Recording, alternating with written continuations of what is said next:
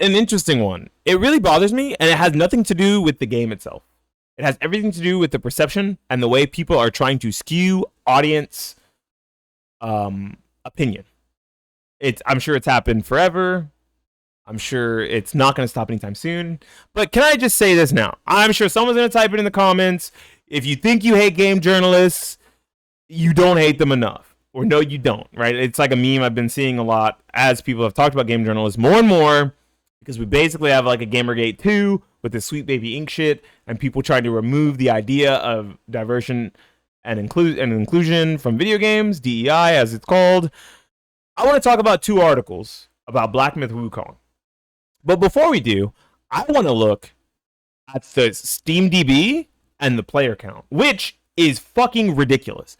2 million players all-time peak 10 hours ago, and we're now sitting at right under 250,000. That is ridiculous for a single-player, non-online game. That is insane.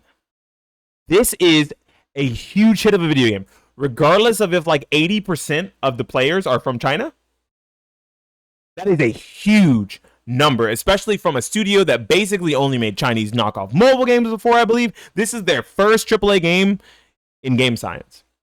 And I believe that this is the start to hopefully an amazing wave of games from this company.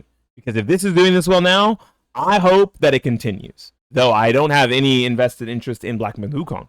I do have an invested interest in articles like these. We're going to start with the older one. The older one is from IGN. How Black Myth Wukong's developer's history of sexism is complicating its journey to the West. So, I just want to talk about a certain part of this article. There was some mistranslations of what someone said who's a member of Game Science, one of the developers. And people have already mentioned that these were specifically mistranslations, and the article is still up, right? And this article is kind of, in a sense, a hit piece, trying to get them to maybe backpedal or let go of some sort of sexist, agenda they have, get them to mention it. And you guys can read this whole article for yourself. I really don't want to. Again, I don't care to synopsis it. There's basically just a small portion here that matters.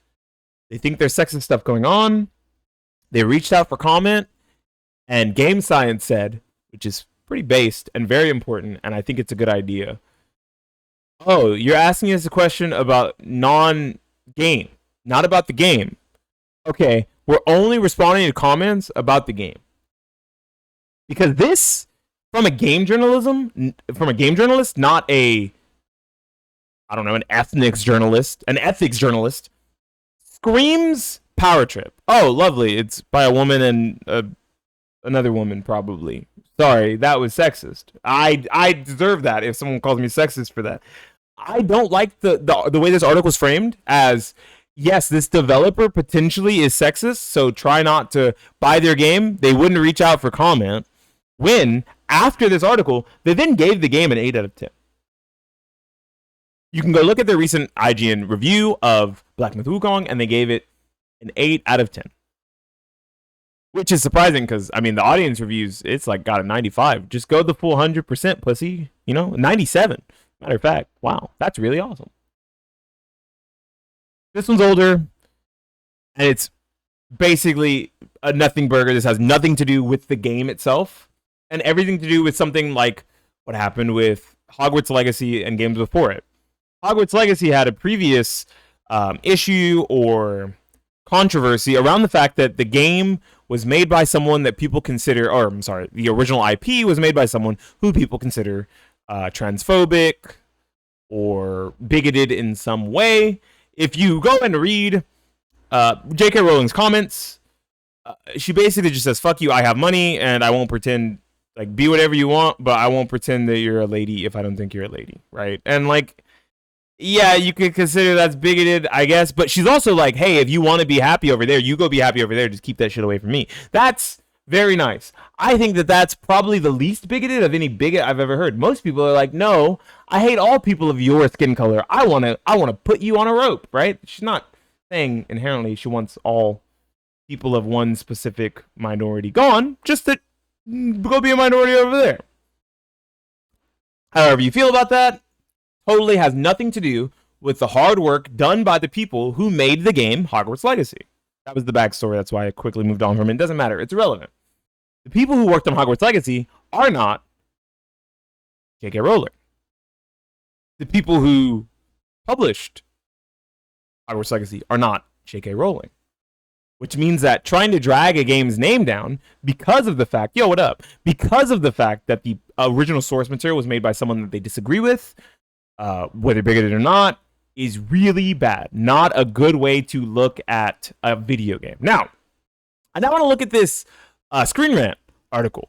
And not even the whole thing. I'm doing good. I'm doing a little talk segment for YouTube right now. So, the Screen Rant article, they gave the game a 3 out of 10. Here is the pros and cons. And then I will go and read the bottom piece that really matters here. Combat is fluid in front.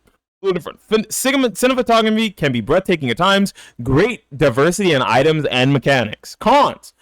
Game performance is unpolished. Unreal Engine 5. What can you do, right? Lacking in inclusivity and diversity.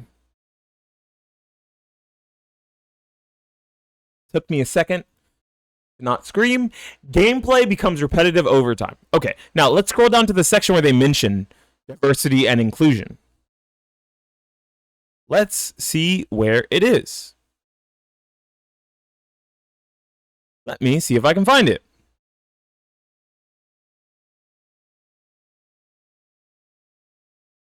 Largely lacks inclusion and representation. While my analysis and review of Black Myth Wukong remains focused on gameplay, as it should, because it's a video game review, not a fucking ethics review, it's important to mention the controversy surrounding the game studio. Great, and they're going to link to the IGN article here, I bet you. Yeah, look at that. It's like this article should have been taken down. Especially if you're going to give the game glowing reviews and glaze it after writing an article like this. Anyways, we can move on. And the reports of misogyny and sexism from the developers. Playing as a female gamer allowed me to notice issues surrounding inclusion and representation. You're the Monkey King. What do you mean? As far as chapter 1s and 2s, while characters are completely fictitious and fantastical creatures, there are no female or feminine NPCs, enemies, or bosses present. The only exception, you can call it female, is a boss named Mother of Stones in Chapter 2, which is nothing more than a still glowing rock with no abilities that is guarded by other enemies. The lack of inclusion and the lack of diversity and inclusion resonates with the misogynistic comments reported to have been made by developers, which express disdain for women playing their games. Although Black Myth Wukong does have truly enjoyable moments, the underlying feeling that women aren't welcome in this world felt present throughout my gameplay experience. It's worth nothing. The game is based on the novel Journey of the Witch, which does not consist of a few important female characters. To not include any women, or we'll finish this line first. To not include any women, or to only include a few in an adaptation meant for a modern audience is quite discerning. Let me finish the whole thing first. While this doesn't take away from the exhilaration and fun of the boss fights themselves, women fans of Souls-like games may have a different perspective, especially given that, according to reports, the developer also suggested that women aren't capable of enjoying or being skilled at these types of games. If they said that, that's funny.